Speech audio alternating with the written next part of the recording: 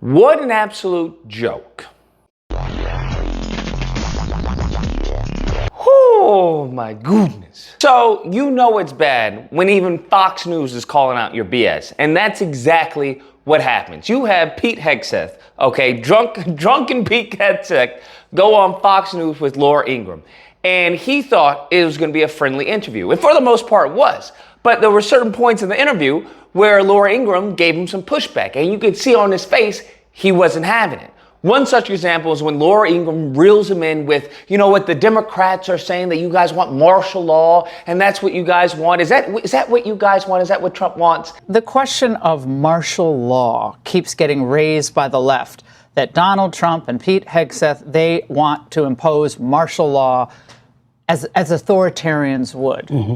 And Pete Hegseth is practically foaming at the mouth from this softball, and he's talking about, oh, we don't want martial law. We just want to uphold the Constitution and do it legally and everything, and that's why we're going to put in troops to stop what's going on. To that, I say, look at Los Angeles. They said the exact same thing. Oh, look, 4,000 troops, California National Guard. Oh, look, the Marines. You can't put in the Marines. What? The intentions of this president is to establish law and order using legal and lawful and constitutional means, which he completely has. And you know what? You know why they don't like him? He's got the guts to do it. Come on now, dawg. And naturally, Laura Ingraham asked, well, how long is it going to take? Because that's usually what you're asked when you go into any type of mission.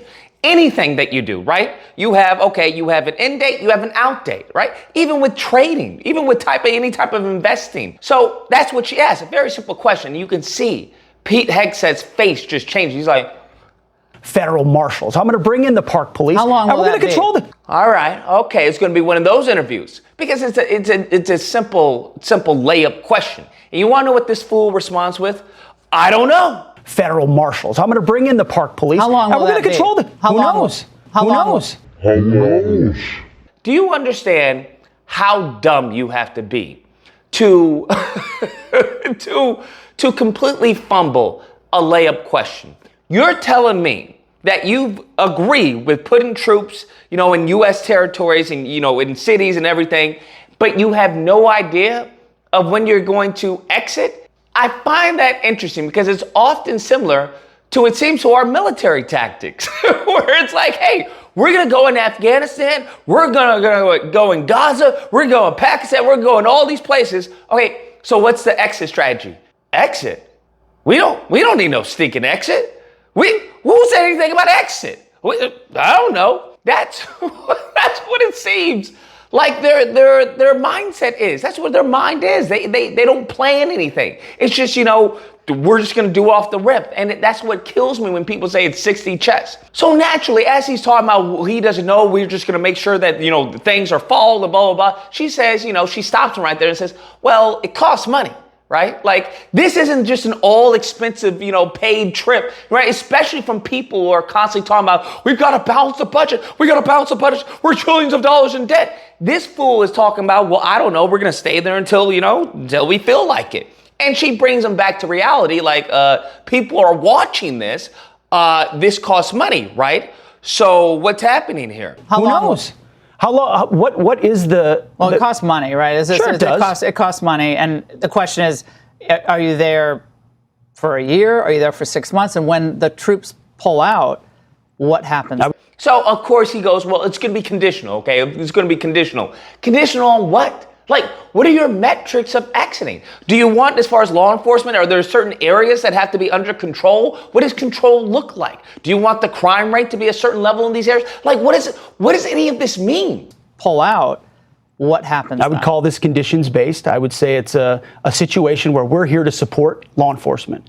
He's just gun-ho about all of this. And this is how this administration is. They're just firing from the hip and be like, well, if it works, good. If it doesn't work, well, then we'll adjust. And it's like, that's how you destroy economies. Not even economies. That's how you destroy countries. Like, there's no thought or reason with any of their actions. And Laura Ingraham, whether she knows it or not, just exposed that. Damn. Then it gets to the New York Times article where they say, they allege, they have classified documents that says that Trump has put out a directive to go into Mexico because they're talking about the cartels. And Ingram brings this up. Yeah, saying Trump secretly signed a directive to go into Mexico. Also, and this dingleberry Hegseth confirms this, but then tries to backpedal. He says, well, that shouldn't have gotten out. Well, if, any type of information like that shouldn't be, reported on. that material like that, true or not, should never be released.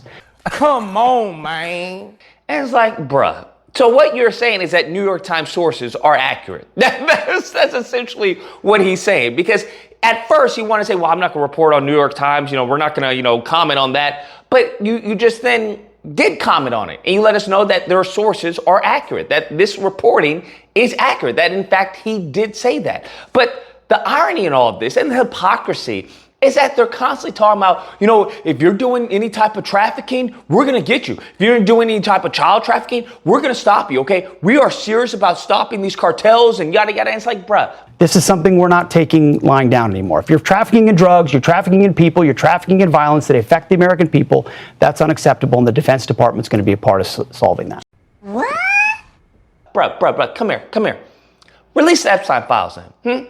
How about that? Matter of fact, you don't have to release them. This is something I've said ad nauseum. How about you arrest or charge some of the people who are apparently on his list, his client list? How about you do that? How about you bring charges against these people who are apparently a part of this ring of trafficking? How about that? But no, it seems like you're trying to pardon Maxwell. That's what it seems like. It seems like you're trying to get a deal where Maxwell doesn't squeal on Trump and she gets pardoned. That's what it feels like. So I don't believe nothing they say. Not an ounce of anything that comes out of this administration's mouth, Hegseth's mouth specifically, in regards to stopping child trafficking and in regards to stopping any type of trafficking, okay? Matter of fact, I believe they would probably team up with the cartels. If the cartels were to come out and say, hey, we have pictures on Donald Trump, they'd be like, oh, you know what? You can have this territory, okay? You can have this territory, but don't go outside of this territory. That's what I think they probably gonna be doing. They're gonna probably be making deals with the cartels just so they don't blackmail Trump. That's where this administration is. And the reason why I say that, because this leads us to the next talking point of what's going on with Zelensky and Putin, where their concept of a deal, because Laura Ingraham, once again, brings this up. I'm shocked. I'm just as shocked as you are as her bringing this up. Because, they usually toe the line. But Laura Ingraham brings this up. It's like, hey, do you think it sets a negative precedent by giving up territory, land, in exchange for peace with Putin?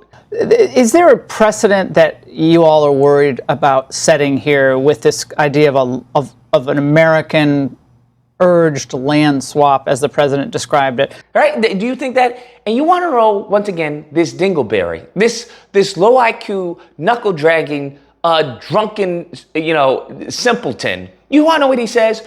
No, because it's not Trump's war. Setting moment here that would not be great for future conflicts. No, because this is not a war of President Trump's making. I'm retarded?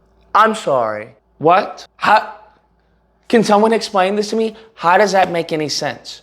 Like, are you the president? Yes. Then it's your war. That's how that works.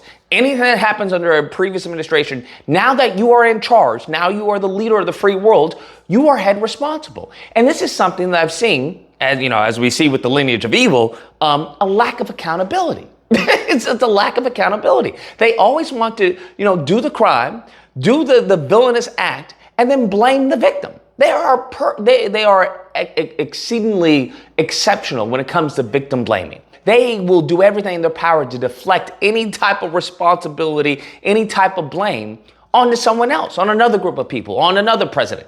And it's like, bruh, just take accountability. And to say that this doesn't set a negative precedent, you're crazy. Trump has already come out and said, well, I can't believe that, Trump, that Putin would do that and everything. Putin's already played Trump.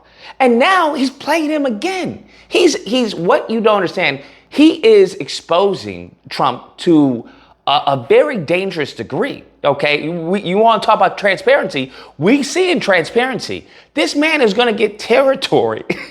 He's going to get territory that he shouldn't have gotten in the first place. That this whole war shouldn't have happened. So you're saying, hey, you get to keep whatever you conquered, right? During this war. And, as long as you promise not to do anything, not to exceed that land. What? Like, what?